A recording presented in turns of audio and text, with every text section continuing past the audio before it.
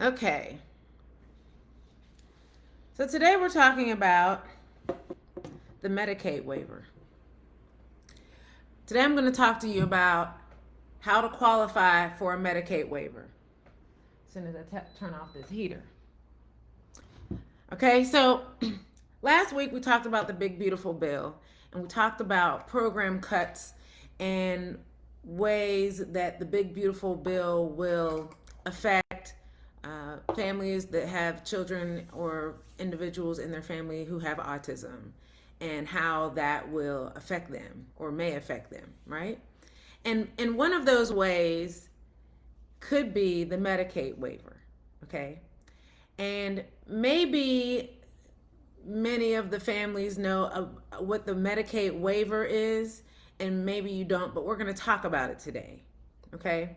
So last week when we talked about Medicaid disability or disability Medicaid versus just Medicaid for people who have lower income. But disability Medicaid is specifically for people with a disability. But the Medicaid waiver is something that provides way more than just disability medical benefits. So we're going to talk today about the Medicaid waiver, what it is, what it's for, who it helps, and how you can qualify for it. Okay? Or if you can qualify for it. So let's jump in. So many of the families that have children with autism are told to apply for the Medicaid waiver. Many families have been on a waiting list for it. They got on a waiting list whenever their child was small, or whenever they got into high school. Their child might be in their 20s. They still might be on the waiting list. You can be on the Medicaid waiver list for years. And everybody knows that they want to be on that list because of what it provides. So let's talk about it. What is the Medicaid waiver? The Medicaid waiver is a special program that allows people with disabilities or chronic medical conditions to receive special care and services at home or in the community instead of being placed in an institution like a hospital or a nursing facility. So, there are programs that will provide care services for people, and for the sake of this discussion, we're going to be talking about people with autism, although there are different types of Medicaid waivers for people with different types of disability. For the sake of this conversation, we're going to be talking about people with autism. Okay, so if a family has an individual with autism and they are severe, and they need round the clock, one-on-one 24-hour care, that individual might qualify for a Medicaid waiver. Okay? The Medicaid waiver is used to support people with disabilities, prevent institutionalism, and help families stay together so that individual doesn't have to be institutionalized. Okay? Why is it called a waiver?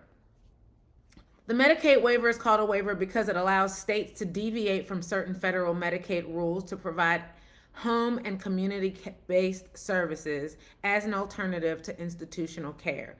Essentially, the federal government waives certain Medicaid requirements, enabling states to offer services like personal care, adult daycare, and other support in a community setting rather than in nursing homes or other institutions. So, for instance, if a family has a 20-year-old child with autism who, or say a 22-year-old child with autism who is maybe a level 2, they need help or assistance with bathing and meal planning or prep, but they're not severe enough to need to be in an institution, but they qualify for a group home. The Medicaid waiver might pay for them to live in a group home with assisted services. Okay, so that's what a Medicaid waiver will do. And a lot of times that's what parents want. They want to know that their child, whenever they age out or whenever they no longer live with them, will be able to live somewhere with assistance whenever they're gone. Or even whenever the child is younger, You know what I mean? The parents can get some kind of assistance, which whenever the child is younger than age 18, usually there are programs that will assist at home. But it's whenever your child gets to be over age 18 or over age 21 or over age 26, depending on the state and depending on the services and when the child ages out of services, when you want that waiver to kick in. Because once they are approved for that waiver and they become adults, then they're approved for it, and it pretty much lasts the rest of their life, as far as I know. At least here in Georgia, it does, and they're good. Okay.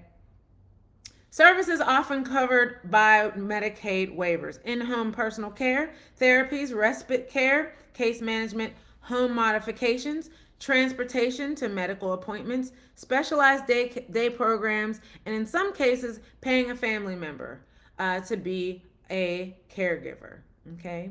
Common waivers for children with autism: home and community-based services waiver, the Katie Beckett waiver. That's in most states. It lets children qualify for Medicaid based on their disability and not their parents' income. So that's a real popular waiver for that reason. I think in some states they do consider the parents' income, which it shouldn't. That's another discussion.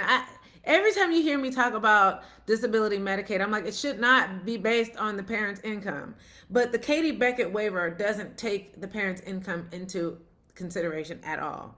And then there are waivers called the 1915C waivers, commonly used for people with intellectual and developmental disabilities. Okay. So some important things that you need to know is that waivers vary by state. Each state runs its own programs with different names, eligibility rules, and waiting lists. There are often waiting lists, which is what I talked about before. So even for my son, he got on a waiting list when he was 18. He is 26. He is still on that waiting list. You can be on that. I've talked to families that put their child on a waiting list when they were like 4, and they're like 17, and they're still on the waiting list. Okay. So yeah. And not all Medicaid recipients qualify automatically. You must apply and be approved based on your child's net level of need. Now, this is where it gets tricky. So, the whole entire reason why I'm having this discussion is because I have talked to way too many parents and way too many families who are, I feel like they're getting false information about the Medicare waiver. Okay? So, what's happening is whenever you talk to the parents about what their plan is for their child and their future, they're like, well, we're waiting to be approved for that waiver. Or you say things like, well, what about what's going to happen to your child whenever something happens to you? What happens when you can't take care of your child? And they're like, well, my child's been on the Medicare waiver waiting list for over 10 years. So hopefully, he or she will be approved soon. Again, not all Medicaid recipients qualify. And for some reason, I don't know why or how the conversation is going. I don't know what school or therapists are saying to families that, oh yeah, your child will qualify. That's not true. In order for your child to qualify for that waiver, your child has to be to the point where they need to basically be institutionalized. They need to be severe enough in their inability to care for their own selves. And even with that, they're not necessarily automatically approved. Okay? So I told you that my son got on that waiting list whenever he was 17 or 18. And I was also told that Hassan, my son, will never be approved for that waiver. Never. And it's because he's not severe enough. He's too high functioning. And these waivers are limited. The funding for these waivers are limited.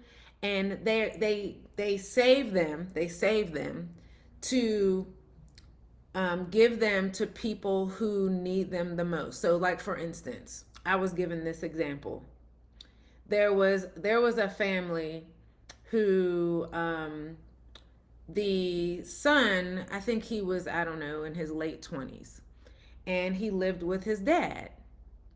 He lived with his parents, and his mom was sick, but his dad took care of them both. But then his I think his mom passed away because she was sick, and then his dad then passed away. So then there was no one to take care of him.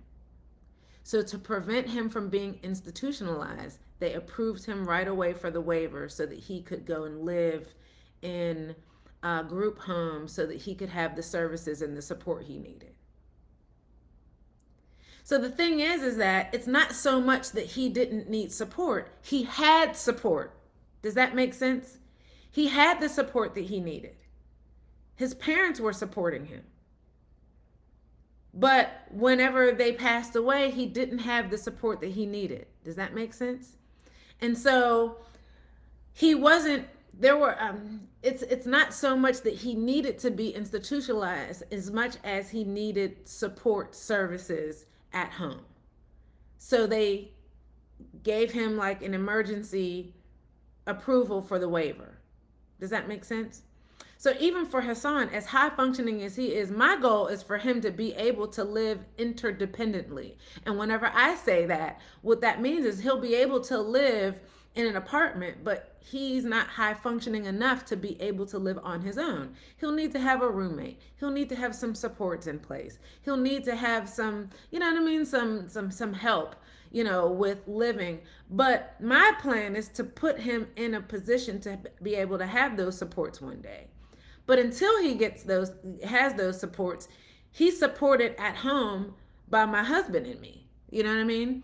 So the thing is that the waiver looks at Hassan's situation and they're like, yeah, he doesn't need a waiver. He has what he needs. And as long as your child is supported by you and has a support system that can care for them and they don't need to be institutionalized, you will likely not be approved for that waiver. So that's kind of the way, that's what I was told from a Medicare decision maker from the actual office. So if you're waiting for that Medicaid waiver and you've been waiting for it and you think that you're going to hang your hat on that hook thinking, well, eventually my child will be approved. Don't hold your breath, okay? Your best bet is to pour into your child to put them in a position to, you need a plan B and a plan C. Because if that's your only plan, that's not going to work. Especially because of this big, beautiful bill. And they're cutting even more services. Particularly that Medicaid waiver. Okay? Funding is being cut across the board, across the nation, from city to city, from state to state, from program to program. Okay? So if you want more information about how you can get help with, you know, supporting your child long term, you can go to my website. I'm going to go ahead and drop my link. But let me just leave you with this. In order to qualify, individuals must meet very specific, strict criteria related to their functional limitations, medical needs, and financial eligibility for a Medicaid waiver. They must require a level of care that will typically be provided in a nursing facility or other institution. So that's really hard for parents to hear because on one end, you want your child to improve and increase in their behavioral abilities and in their progress. But on the other hand, you want Medicaid waiver help. But if they're increasing in their abilities, they're getting further and further away from approval from this Medicaid waiver. And the reason why we're having this conversation is that nobody's telling you this. Okay? So go to my website. I have some information. I have some course information to help you to build your son or daughter up so that they can get closer and closer. I'm teaching on how I brought my son to his abilities, and how I'm taking him. I'm taking him on a journey. I'm taking parents on a journey as to how they can pour into their children as well. Okay. And you can go to my YouTube channel.